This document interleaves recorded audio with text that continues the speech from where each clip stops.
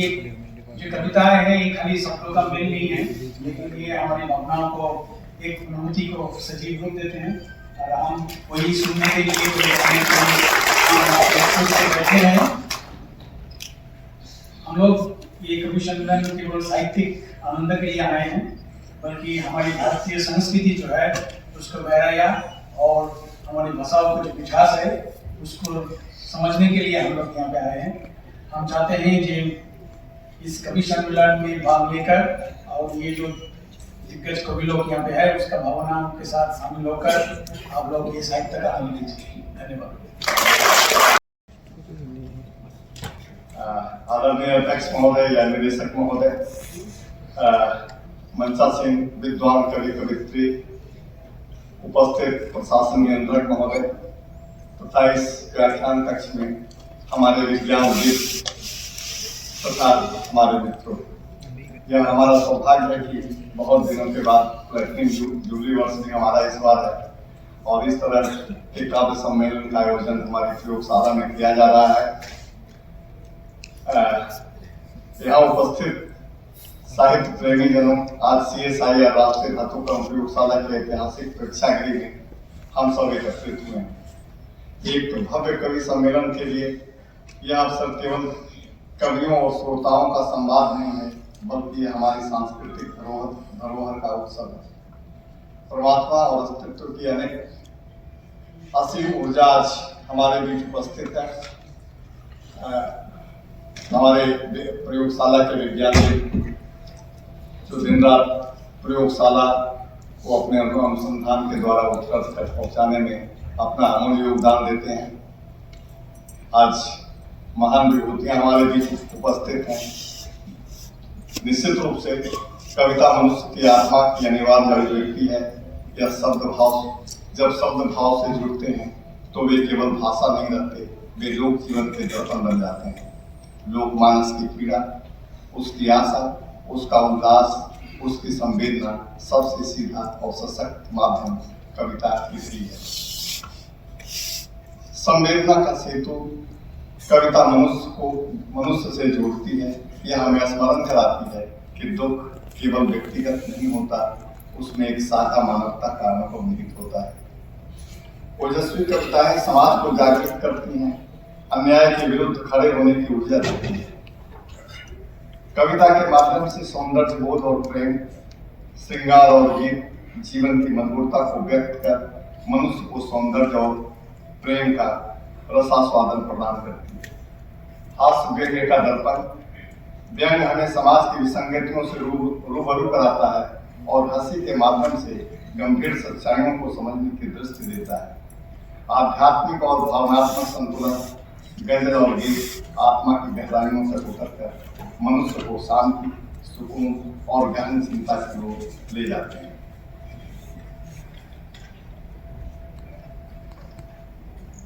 आज इस मंच पर जो कवि और कवित्री उपस्थित हैं, कवि श्रीमान अनंत महेंद्र जी अपने गीतों और सधी हुई मन संचालन कला से संवाद को जीवंत बनाएंगे।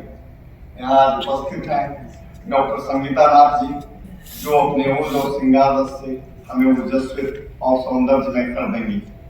यहाँ उपस्थित हैं बसंत जोशी जी। आपको याद होगा 15 साल पहले बसंत जोशी जी यहाँ आए थे और आज भी हमारे बीच उपस्थित हैं। बसंत जोशी का हास्य समाज की विसंगतियों पर मुस्कुराते हुए चिंतन की ओर ले जाएगा। और हमारे प्रशासन नियंत्रक की श्रीमती मंजू सरल मंजू जी भी आज सौभाग्य से उपस्थित हैं, जो गीत और श्रृंगार की मधुरता से मन को पूर्ति करेंगे। और हमारे मंच पर आज उपस्थित हैं डॉक्टर रीना यादव, जो अपनी गजलों के माध्यम से संवेदनाओं की गहराई से हृदय को स्पर्श करेंगी। इस कवि सम्मेलन का महत्व इस बात में है, यह केवल एक साहित्यिक आयोजन नहीं, बल्कि झारखंड की सांस्कृतिक चेतना का अवसर है। यहाँ कविता अपने समस्त रूपों में प्रस्तुत होकर यह संदेश देगी कि कविता केवल शब्दों का खेल नहीं, बल्कि जीवन की धड़कन है। मैं विश्वास से कह सकता हूँ कि आज का यह सम्मेलन हमें यह अनुभव कराएगा कि कविता हमारे लोक जीवन की आत्मा है, हमारी परंपरा की रक्षक है। और भविष्य की राह दिखाने वाली ज्योति। निश्चित रूप से जो ज्योति आज जली है, इस ज्योति की रोशनी अनंत यात्रा तक हमें ले जाएगी और सफलता हमारे जितने भी क्षेत्र हैं कार्य के, उन सारे क्षेत्रों में हमें सफलता दिलाएगी। इन सारे शब्दों के साथ अपनी संवेदना को मैं यहाँ विराम देता हूँ और कवि सम्मेलन में के आयोजन में इस मंच को मैं अनंत महेंद्र जी को सौंपता हूँ। वे आगे के कार्यक्रम का संचालन करें। शारदे मां शारदे, गीत शतदल छंद वीणा, इनकी लय टूटे कबीना। गीत शतदल छंद वीणा, इनकी लय टूटे कबीना। तम विनाशिनी हंस वाहिनी, दिव्य रूपा श्वेत वसना। लेखनी ना कुंद हो, लेखनी ना कुंद हो, भावों यूं विस्तार दे। लेखनी ना कुंद हो, भावों यूं विस्तार दे।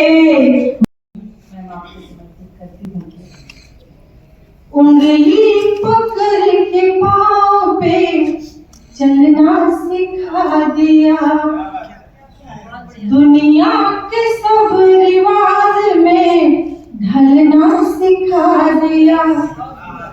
हाँ, पढ़ना लिखना कुछ भी नहीं जानती थी वो। हाँ, पढ़ना लिखना कुछ भी नहीं जानती थी वो। अनपढ़ थी माँ मगर हमें पढ़ना सिखा दिया। अनपढ़ थी माँ मगर हमें पढ़ना सिखा दिया। ये 4 पंक्तियां मैं आप सभी नारी शक्ति के चरणों में रखती हूँ और यहाँ प्यारी प्यारी बेटियां बैठी हैं, आप बैठी हैं ना। 4 पंक्तियां और रखती हूँ कि फूल रोज खिलते हैं, तितलियां नहीं आती। फूल रोज खिलते हैं, तितलियां नहीं आती। डाकिया तो आता है, चिट्ठियां नहीं आती। डाकिया तो आता है, चिट्ठियां नहीं आती। और अगला शेर देखें कि रहमतें बरसती हैं, अब ये फूल खिलते हैं। रहमतें बरसती हैं, अब ये फूल खिलते हैं। हर किसी के आंगन में बेटियां नहीं आती। हर किसी के आंगन में बेटियां नहीं आती। तो जब बेटियां यहाँ तक पहुँचती हैं, डायरेक्टर मैम हो जाती है, सरिता राज जी हो जाती है, मंजू जी हो जाती है, तो ये बहुत बड़ी बात हो जाती है। जितना मुश्किल सफर है हमारा, यहाँ तक पहुँचना बहुत बहुत बड़ी बात है। और आप सबों की इजाजत से कुछ पंक्तियां और लिखती हूँ कि जिस तरह हिंदी को सहेजा है आपने, उसके लिए कहती हूँ कि बसी है इनमें बुजुर्गों की जान रहने दो। बसी है इनमें बुजुर्गों की जान रहने दो, हमारे गांव में कच्चे मकान रहने दो। बसी है इनमें बुजुर्गों की जान रहने दो, हमारे गांव में कच्चे मकान रहने दो। ले जा रहे हो निशानी तो लेके जाओ सब, ले जा रहे हो निशानी तो लेके जाओ सब, यहाँ पे प्यार के कुछ तो निशान रहने दो। और जो तोड़नी है दुकानें तो तोड़ दो बेशक, जो तोड़नी है दुकानें तो तोड़ दो बेशक, मगर खिलौने की है जो दुकान रहने दो। हमारे गांव में कच्चे मकान रहने दो, बहुत सुंदर, इनमें बुजुर्गों की जान रहने दो। और एक जैसे का पहला पता देखें कि नदी का सफर कब समंदर से ज्यादा, नदी का सफर कब समंदर से ज्यादा, मिला है किसे कब मुकद्दर से ज्यादा, मिला है किसे कब मुकद्दर से ज्यादा। बहुत खुश है दिखता जो बाहर से तुमको, बहुत खुश है दिखता जो बाहर से तुमको, वो टूटा है बिखरा है अंदर से बिखरा है अंदर से ज्यादा। कि बहुत खुश है दिखता जो बाहर से तुमको, बहुत खुश है दिखता जो बाहर से तुमको, वो टूटा है बिखरा है अंदर से ज्यादा, वो टूटा है बिखरा है अंदर से ज्यादा। और ये शेर की लगे दुश्मनों के सितम फूल जैसे, लगे दुश्मनों के सितम फूल जैसे, कि अपनों की बातें हैं खंजर से ज्यादा, की बातें हैं खंजर से ज्यादा। और शेर की कभी प्यास सागर से बुझती नहीं है, कभी प्यास सागर से बुझती नहीं है, कभी तो ये बूंदे हैं सागर से ज्यादा, कभी तो ये बूंदे हैं सागर से ज्यादा। और इस गजल का आखिरी शेर आपके बीच रखते हैं जिसके लिए पूरी गजल कही मैंने, कि वही खेल सब खेलता है जहाँ में, वही खेल सब खेलता है जहाँ में, कि हम तुम नहीं कुछ है बंदर से ज्यादा,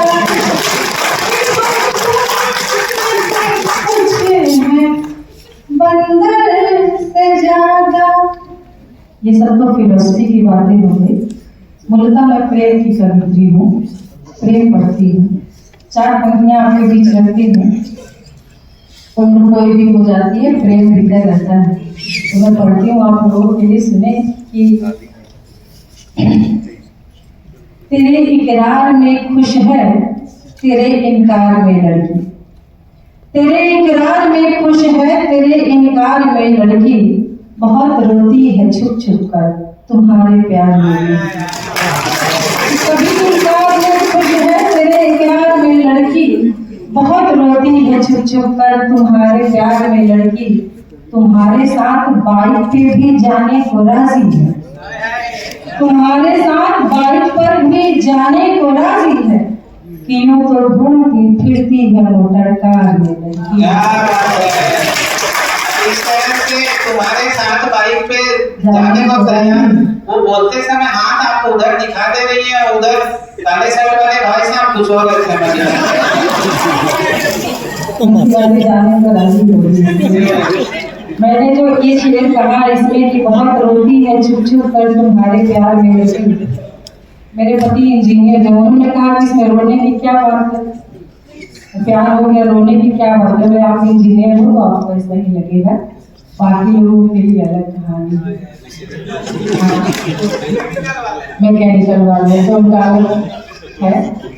एक गजल के जो शेर और पढ़ के मैं अपना स्थान लूंगी क्योंकि कवियों की पहले सुननी तो नहीं है, फिर भी कार्यक्रम समय पे समाप्त हो जाए। ये गजल बड़ी मन से मैं पढ़ती हूँ, आपसे चाहती हूँ कि आप भी मन से सुने, मन से इजाजत चाहती हूँ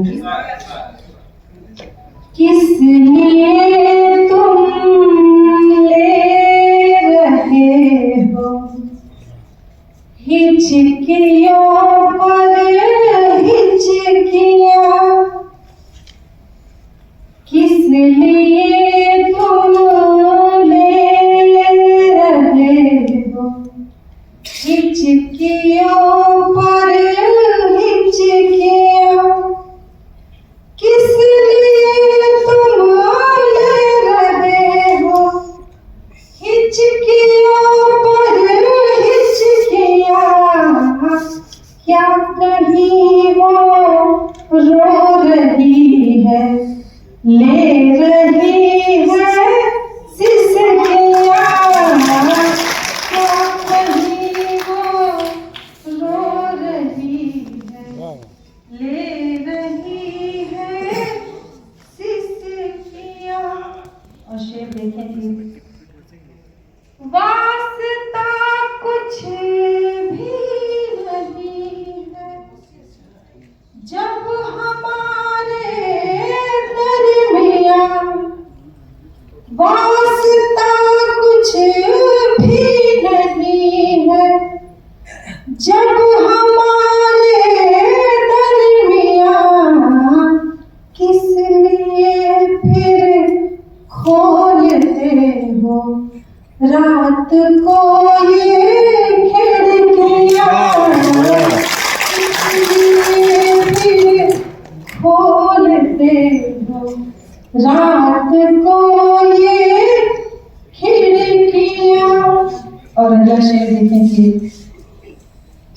याद आती है तुम्हारी दिल